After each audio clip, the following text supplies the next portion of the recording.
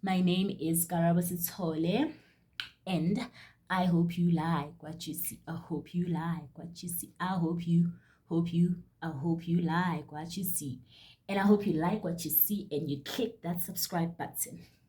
So let's get right into the business of the day. So in today's video, we are going to be doing probability, right? And we are going to be focusing on a number of questions that are very, very interesting. So make sure you watch the whole video. And if you need my tutoring sessions, you can DM me on Instagram, or you can send me a message on WhatsApp if you do have my contact details. So let's get right into it. So I'm going to start from my questions are going to play out in a way that I'm going to start with the least hardest and then I'm going to end with the hardest, right? So let's get right into it. So I'm going to start with question 5. I'm going to start with question 4. Question 5 is the interesting one. So it says that an employee of a company, the employees of a company were asked questions regarding their educational background and marital status. Of the 600 employees, 400 had college degrees, 100 were single, 60 were single college graduates, right? So whenever you're given a question like this, it's always best to do a contingency table, right? So do that. That's what we're going to do.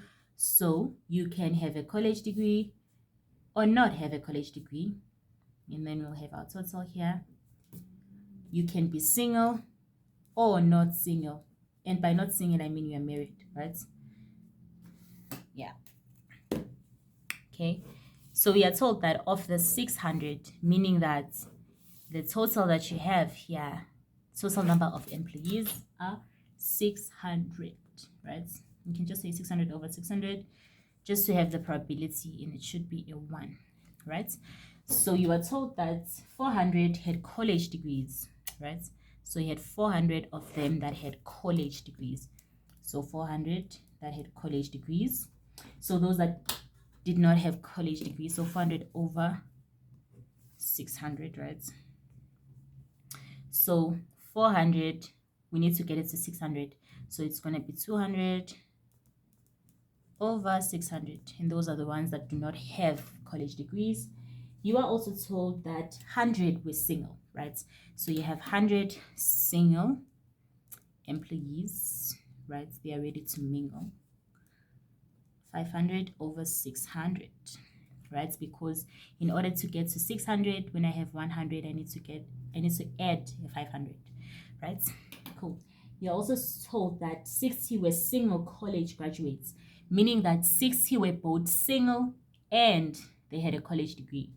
So 60 over the total number of employees, which is 600. So from 60, I need to add something in order to get 100, right? So I'm going to say 60 plus 40 to get to the 100. 40 over 600, right? Then working downward. So I have a 200. I have a 40. I need to get to a 200. So how much do I add? So, excuse me. So I add a 160 over 600. Do the same. I have a 60. I need to get to 400. What do I add? 360 over 600. So those are your probabilities, right? So the first question, so the question says, which one of the following statements is false? Is false.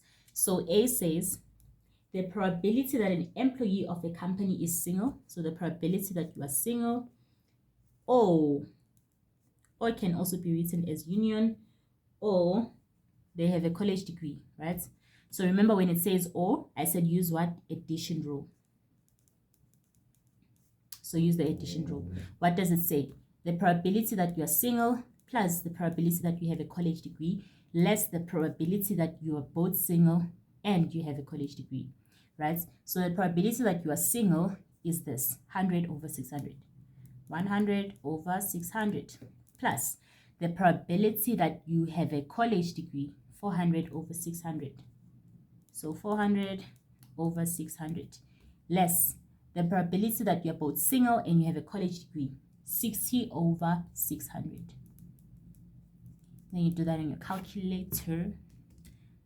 Over 600 plus 400 over 600 less 60 over 600, and you get 0.733, etc. So this is true because that's what they said it was, right? And then let's go on to B. So B says the probability that an employee of a company is married and has a college degree. Remember I said that when you are not single, then you must not be. So if you are single, the complement of being single is not being single, and when you are not single, then you are married, right? So B says the probability that an employee of a company is married, so the probability excuse me, the probability that you are not single and you have a college degree, right? The probability that you are not single or you are married and you have a college degree, 360 over 600. So they are right. So this is true. C, the probability that an employee of the company does not have a college degree is 0.75.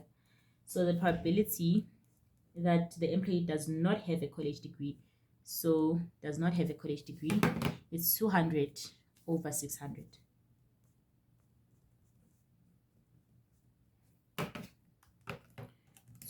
over 600. That gives you 0.33. So this is false. Okay, so let's get on to the next question. Right, so this is the interesting question that I told you guys about. I also need to do question 6. So let me do question 5. Okay, so because I promised that I'm going to do from least hardest to the hardest, I'm just going to go on and do question 6 because it's the least hardest. So question 6. So question 6 says the probability that house sales will increase in the next 6 months. So the probability that sales will increase in the next 6 months is equal to 0.25. The probability that the interest rates on the housing loans will go up in the same period is estimated to be 0.74. So the probability that rates will increase is equal to 0.74. The probability that house sales or interest rates, so the probability that I will have house sales, union, rates increase, right, in the next 6 months is 0.89. Which one of the following statements is false, right? Okay, so the probability that you have age, right, is 0.25.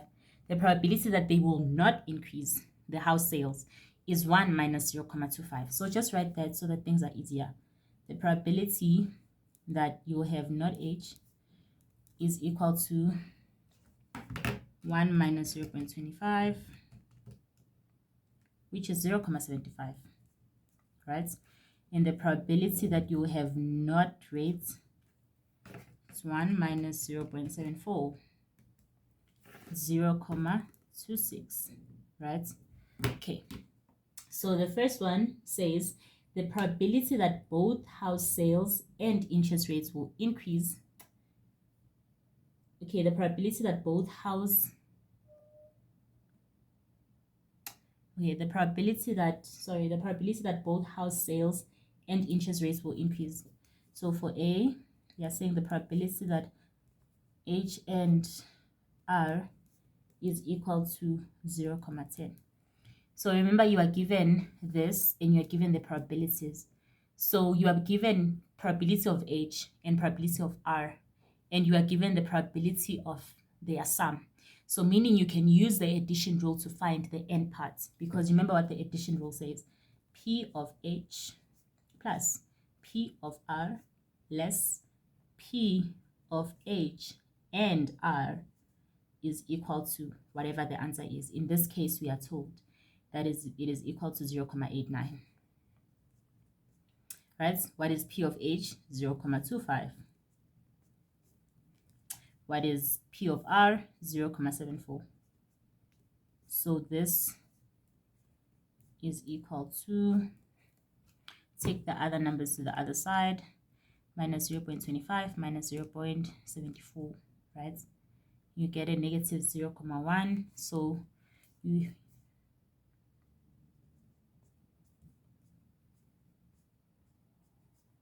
negative 0.1, you divide by negative 1, so P of H and R is equal to 0.1, right? What did they say it is? 0.10. Yes, that is true. So this is true. Okay.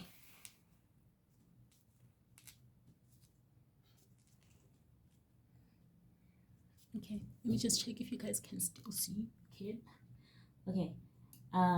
B says the probability that neither houses, right? So the probability that neither houses nor sales will increase. So the probability that I will have no houses, intersection, no rates is equal to 0.11. Okay. So we have these, right? So we have these. Let's look at what our formula is and how our formula can help us, right? So just a minute, I'm just opening that formula.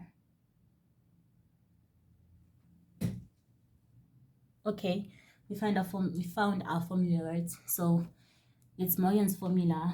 So it says P of H and R, right, is equal to P of not A union not B, right?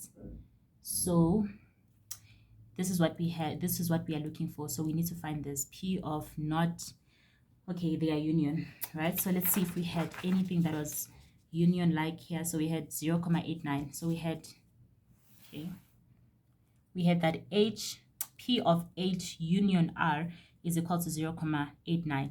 And what does Morgan's rule say? Morgan's rule says that if you are looking for P of H complement, P of H and R complement, it will be equal to P of complement A union complement B. So what do we have? We have P H union R. So I want the complement of this. So I'm going to say 1 minus 0.89, because complements say that when you add the two events, they should equal to 1. So the P of not H and not R is equal to 1 minus 0.89. Right? So 1 minus 0.89 is 0.11. So it is true. Okay, so we want H, not R, right? 0.15. Okay. An increase in house sales and no increase in house sales are mutually exclusive events. Yeah, these and this are mutually exclusive events. Like this and this cannot occur in the same place. You can't be standing and sitting at the same time. You can't have an increase and a decrease at the same time of house sales. So they are mutually exclusive events, and they are collectively exhaustive, because when you add this and this, they give you 1. So that is true as well. D is true. I feel like I didn't do justice here, but okay. You guys should, if you want to learn how to do a contingency table, please watch my previous video, because I go in depth on how to like actually do it, right? So yeah, I'm sorry about that. The event of an increase in house sales, so this is E. The events of increase in house sales and increase in interest rates are mutually exclusive. So the events of an increase in house sales and an increase, that's false. Mutually exclusive means you can't exist at the same time, right? So you can have an increase in house sales and have an increase in interest rates. Here we are. House sales increase, interest rates increase. The intersection between them is not equal to 0. It's 0.11. So that's false. Okay. All right, so that's how you do it, right? Okay. I'm so sorry about question about D, right? I'm sorry about C, because I could not like do the contingency table step by step. We don't have much time. So to the most interesting question, question 5, it says that consider a game of chance in which a fair coin is flipped. Okay, I just need to make sure you guys can see. There we are. So it says, consider a game of chance in which a fair coin is flipped and a fair 6 die is rolled. Player wins if the number on the die is smaller than or equal to 2, right? Or if the coin is a tail and the number on the die is a 6. So the first one says, how many outcomes are there in the relevant sample space, right? So there are 12. Okay, I'll show you that now. So question 5, right? So you can, so remember that a die is rolled, right? Okay, so a die is rolled. So on a die you can have a 1, you can have a 2, you can have a 3, 4, 5, and 6. 1, 2, 3, 4, 5, and 6, right? And a coin is flipped. Under a coin you can have a head or tail, head, tail, head, tail, head, tail, head, tail, head, tail, right? So you will have head, tail, head, tail, head, tail, head, tail, head, tail, right? So how many events are you going to have? You're going to have 1, 2, 3, 4, 5, 6, 7, 8, 9, 10, 11, 12. So 12 events, 12 outcomes. 5.2, this is 5.1, right? 5.2 says, what is the probability that a player loses any particular game, right? So in order to do this, we need to know what it takes to win, right? Because remember, winning and losing are complements, right? You can't win and lose at the same time. They are mutually exclusive. So if I don't win, I lose, meaning that the probability of the two must give me a 1, right? Okay.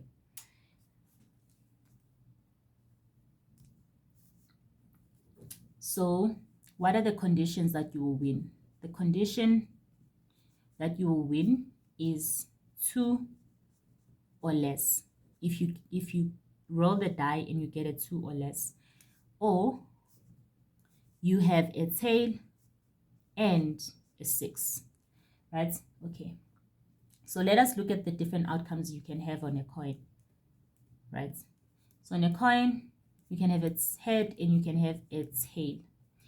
On a die, you can have 1, 2, 3, all the way to 6. 1, 2, 3, 4, 5, 6, right? That's what you can have on a die. So the probability that you will win, right? Probability that you will win. Remember that the condition that you can win is 2 or less. So what is the probability that you'll get 2 or less, right? So it's going to be 2 over 6 because you have a 2 and you have a 1, right? So you have two things, a 2 and a 1. You need to get 2 or less in order to win. So the probability that you will win is 2 over 6. Right? So let's make the sample space here. You need to get a 1 and a 2. Okay. And then what is the probability that you win when you have a tail and a 6, right? Okay. So remember that on a die, look at it. So what is the probability that I'm going to get a 1? 1 over 6. 1 over 6. 1 over 6. Because there's only 1 1. There's only 1 2. 1 3. 1 4. 1 5. 1 6. So it's going to be fairly shared, right? What's the probability that I'm going to get a head, not a tail? 50%. So 0, 0.5, 0, 0.5, 0, 0.5. So do you see that the probability that I'm going to get a tail and a 6, right, is the probability that I'm going to get a tail? What's the probability that I'm going to get what's the probability that I'm going to get a 6? It's 1 over 6. The probability that I'm going to get a 6 is 1 over 6. So this is the probability that you can win, or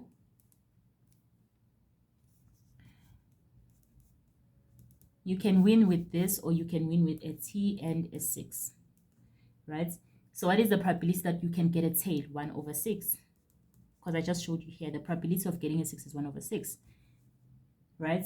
Times, what is the probability that you will get a tail? It's 50%. It's 1 over 2.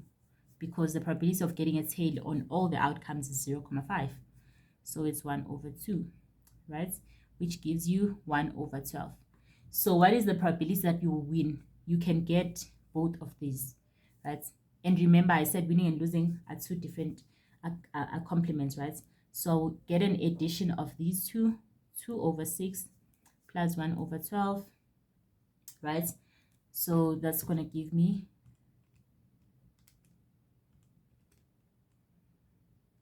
5/12.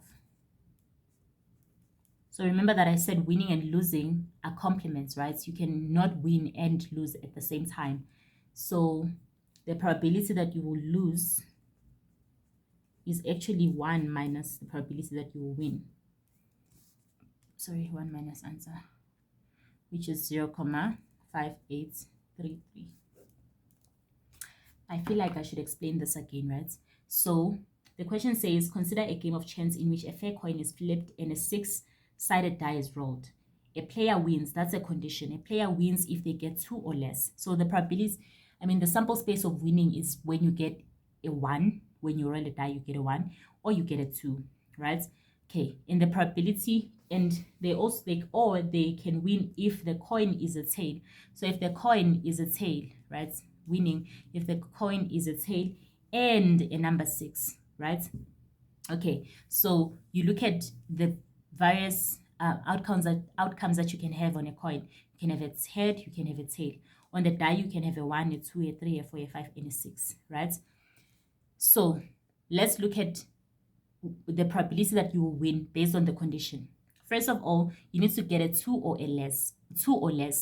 What is like the sample space of getting 2 or less? It's 2 and 1. And how many numbers do you have here? 1, 2. So it's 2 out of the 6 dices that you have, right? Out of the 6 numbers that you have on a die. So the probability that you will win based on this condition is 2/6. Or, remember the condition said or, you can have a tail and a 6. So you can win if you have a tail and a 6. So what is the probability that I'm going to get a tail? You go back to the tree diagram that you draw. The probability of getting a head or a tail is equally shared. So it's 50-50. It's a 50-50 chance, right? So that means that the probability of getting a tail on any given instance is 0.5, right? So it's going to be the probability of getting a tail, 1/6. And the probability of getting a 6. Remember, you have 6 numbers on a die, and the probability of getting each number is 1/6 because no number is repeated on a die. So the probability of getting a 6 is 1/6. So it's 1/6 times 1/2, which is equal to 1/12. Remember, both of these give us a win. So I just add the 2, and then I get 5/12. But remember what the question asked. What is the probability that a person loses? But you can't win and lose at the same time. So meaning that those 2 events are complements. They are exhaustive, right? So when you add the 2 events, they should give you a 1.